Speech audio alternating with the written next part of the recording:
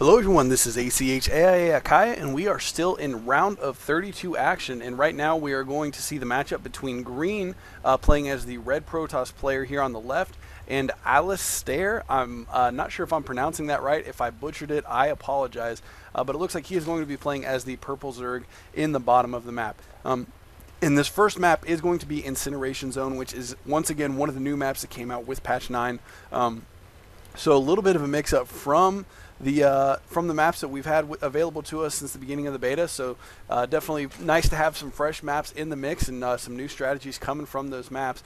And Alistair saying this is one weird map, which I agree, it is definitely laid out pretty unique. I don't recall any other maps that are at all similar to it.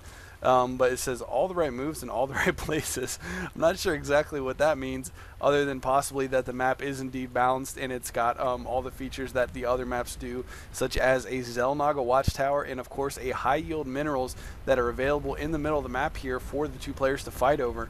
This high yield base is accessible by one main ramp here in the middle, which of course is easily accessible by all players who can come through the middle here. So both players will have a hard time holding on to that, because of course it is easily attacked and difficult to hold off. As you can see from this natural expansion here just outside the base, you can do some sieging from that base and easily do some, if you're Terran, you can easily siege up this base. For Zergs, it's a little bit difficult. You have to have a longer range, such as Broodlords or something along those lines. But it looks like the Zerg player does have his spawning pool already, and it looks like he may have gotten that right around 12, which is a little bit earlier, but for a little bit earlier for 1v1. But still, he should be able to get some early pressure on with those Zerglings. Zerglings, especially with the speed upgrade, once again, are great for map control early on in the game, just because of how quick they are. They are the fastest unit in the game early on.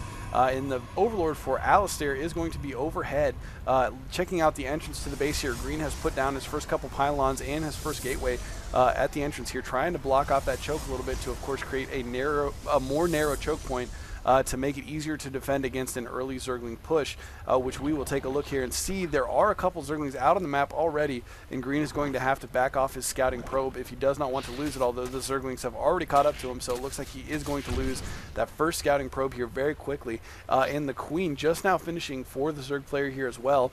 If we take a look at the production overlay here, we can see that there are a couple more Zerglings hatching right now for Alistair, and there is a Cyber Core going down for Green right now. So Green opting to tech a little bit here, and I would imagine that he is going to go into a Robo Bay here not too long into the game, because of course a lot of Zerg players like to use the Roaches and Hydras, which the Immortals are very strong against. And a couple Zerglings from Alistair on the back of his base here, chipping away at these destructible rocks, which, as you can see, don't do a whole lot of damage. Just now doing a little over 100 damage to those rocks, which they have 2,000. So he will be beating on those for a while with those two Zerglings before he's able to get through. And wow, actually not very many drones on the mineral line for Alistair right now. He is very undersaturated on his mineral line, although he does have 3 drones in each of his geysers. And you can see here right now, he is outproducing on the gas right now, but almost Green, the Red Protoss player rather, is double the income that he is on minerals. So he is falling behind here very quickly in the econ game. And it looks like there is a Robo Bay out on the map already, and a second gateway going down right now. So we may indeed see those fast Immortals out on the map. We'll see once he gets that out. Some Protoss players do like to get an Immortal out first. And more Zerglings joining over here at these destructible rocks, trying to take it down. Still, it is only at about half HP right now, so it's going to take a while to completely knock down those rocks. The layer has finished now for Alistair, and he's getting a Hydraless Den, which once again, those Immortals are pretty powerful against those Hydras. So Alistair already in a bad spot here, both economically and tech-wise against Green here. So Green has everything going his way, it seems like, and he even manages to sneak that probe in there to do a little bit of scouting, and is going to notice that that Hydraless Den was being built for the Zerg player right now. And it looks like he is going to be putting down one Spine Crawler here to aid in defenses as well. And the Zerglings in the back of Alistair's base finally managed to break through these destructible rocks. I would imagine he is going to send them over to break down this second set of rocks. Otherwise, that was kind of a foolish thing. But yes, he is moving them over right now. And it looks like we do have a Robotics Bay coming out. So actually, rather than the Immortal Tech, it looks like we are going to be seeing Fast Colossi, which can be very, very powerful if you can stack a few of them up. They are very strong against Zerg armies, at least the Zerg ground army, and are also very strong against Terran infantry. So looks like he is going to go for some higher tech units here. And as you can see at the front of his base, only a few zealots and 1 sentry, which I don't know if this is enough Zerglings to take that on or not. But by the time he gets that robotics bay finished, he is only going to have 1 observer out here, so he is going to be able to go straight to producing Colossi, and a lot more zealots coming in right now, being warped in with that new warp gate technology being researched.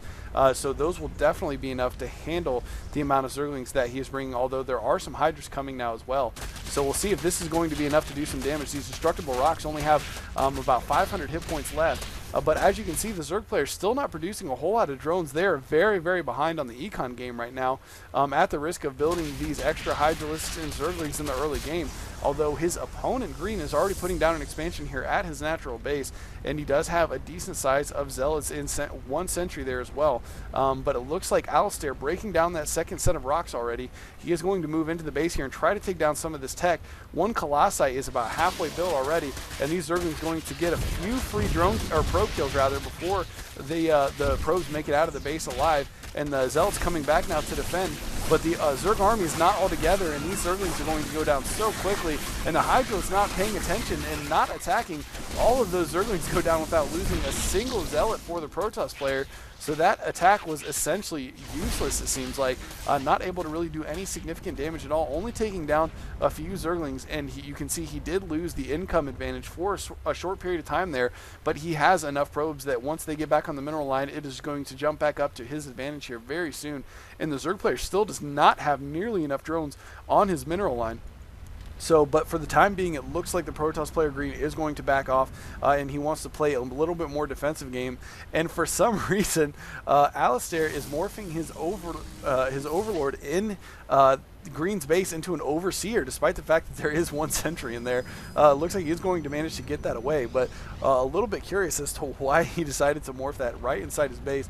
And more Hydralisks and Zerglings moving out here, but this is not going to be nearly enough to take on this very strong Protoss army now, especially with the addition of the Stalker and the not the Immortal, but the Colossi overhead rather, with that splash damage with those lasers.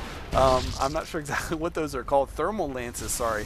But the thermal lances just doing that splash damage takes down those Hydralisks so quickly, and the Zerg player has absolutely nothing to defend against these, with the exception of 1 Hydralisk, which is now dead, a Queen, which is now dead, and a Spine Crawler, which will very shortly be dead. Trying to get a few Zerglings out here to help in defending with the drones, but this is not going to be enough. The Zerg player is pretty much out of this game, and I would expect to see GG from him very soon, as the Protoss player just continues to rain down destruction on his base. He is building a Spire right now, but he does not even have enough minerals to build 1 Mutalisk if he was able to get that out. And a few more Zerglings building right now, but once again, just too little, too late, and Green is going to clean those last few Zerglings up without any problem here right now. And it looks like this game is over. He does GG right now, so Green is going to get the win for the first round, and we are going to move on to game number 2.